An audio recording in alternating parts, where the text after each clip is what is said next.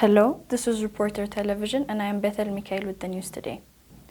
Prime Minister Hailemariam Desalegn told parliamentarians on Thursday that the recent political unrests and associated violence that erupted across parts of the Oromia regional state and Qamant community of the North Gondar zone Amara regional state occurred due to the lack of rapid response from the government for the questions raised by the people.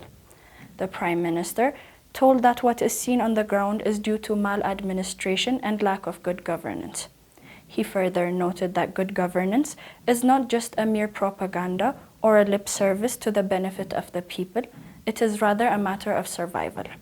He added that the government runs the risk of feeling the wrath of the people unless it brings changes to such grave concerns. The Prime Minister expressed that the people are raising questions of good governance and jobs, which are expected questions as far as a demanding society is emerging. He added that the lack of options for employment for the youth and women in the region also has played its own role to the problem, and the government shall work to address this issue with greater emphasis. In addition to the political instability, the performance of his government over the past 6 months was another focus for the Prime Minister on Thursday. According to Hailemariam, construction, service, and manufacturing sectors have also witnessed growth during the past 6 months. Investment increased by threefold compared to the same period the last fiscal year. He also admitted the severe impact of the drought on the country's agricultural sector performance in the period covered by the report. The government has so far spent 8 billion birr to mitigate the impact of the drought in various parts of the nation. The response from the international community is also reported to be slow. Responding to a question raised by an MP if there is any new policy direction regarding Eritrea, the Prime Minister said that the country has no new policy towards its arch-foe and neighbor, Eritrea, as Jonas Abiy reported. Local and foreign investors asked the Ethiopian government to pay them compensation for lost properties amid the public riot in the Oromia regional state. Informed sources told the reporter that local and foreign investors whose properties were damaged during the public riots incited in the Oromia regional state in connection with the planned integrated master plan of Addis Ababa and surrounding Oromia special zone last November filed their compensation claims to the office of the Prime Minister. According to sources, the government has in principle agreed to compensate the companies who lost their properties in violent public riots that have been going on since November 2015. Sources said that after reviewing the compensation claims filed by the local and foreign companies, the office of the Prime Minister remanded the case to the Ethiopian Investment Commission. The PM's office ordered the Ethiopian Investment Commission to evaluate the compensation claims by collaborating with Commercial Bank of Ethiopia and Development Bank of Ethiopia, the entity which provided loans to the investment projects. An official at the Ethiopian Investment Commission has confirmed that the commission is working on the compensation claims. The official said that since the case is a national issue that needs maximum care, it has been overseen by the Board of Directors of the Ethiopian Investment Commission. According to Qale Yesus Beqqele's report, quoting the official, some 14 companies have filed for compensation, but the total amount of compensation payment they demanded is not yet known. More than 140 people have lost their lives in the riots fomented in different towns of Oromia since last November. Factories, flower farms, and trucks that belong to private companies have been burnt down. Residential houses, police stations, and government administration offices have been ransacked. The long-awaited negotiation between the Ethiopian Electric Power and the Italian construction company Saleni Construction has been finalized, enabling the company to commence with the building of Gibe 4 hydropower plant. The two institutions are also expected to formally sign an agreement shortly. Sources told the reporter an Italian financial institution, SACE, has agreed to finance the project estimated at Euro 1.5 billion.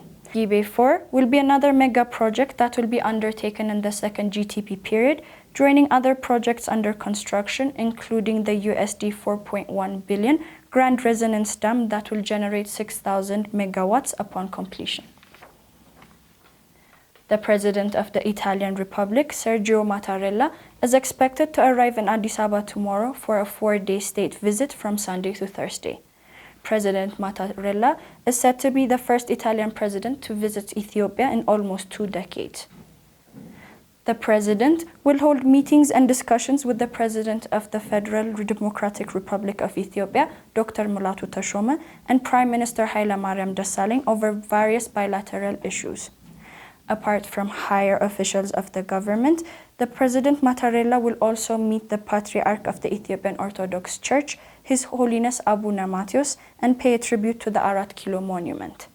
During the visit, the President will discuss the partnership between the two countries in the fields of economic development, regional stability and migration issues, as well as the prospects of further cooperation, especially in cultural and academic sectors. According to the information obtained from the Italian Embassy in Addis Ababa, the mission is expected to mark the highest possible level, the excellent phase of bilateral relationship between Ethiopia and Italy in all sectors. The President is also scheduled to visit a refugee camp in Gambella, supported by the Italian Development Agency, and the World Heritage Site of Lalibela in order to pay tribute to the impressive historical and cultural richness of Ethiopia. Furthermore, a meeting is scheduled with the chairperson of the African Union Commission. The newly refurbished auditorium of the Italian Cultural Institute will also be inaugurated by the presence of the Italian president. Furthermore, Mattarella will also meet the Italian community at the Juventus Club and will address students of the Italian State School, as Naaman Ashannafi reported. And finally, sports.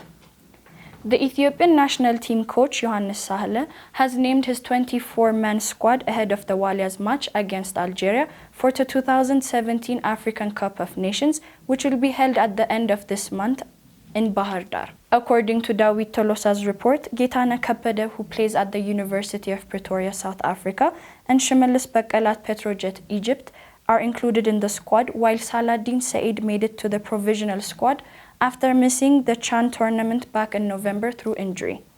After the Walia's poor performance at the 2016 CHAN, Yohannes seems determined to strengthen his squad that will host the Desert Warriors.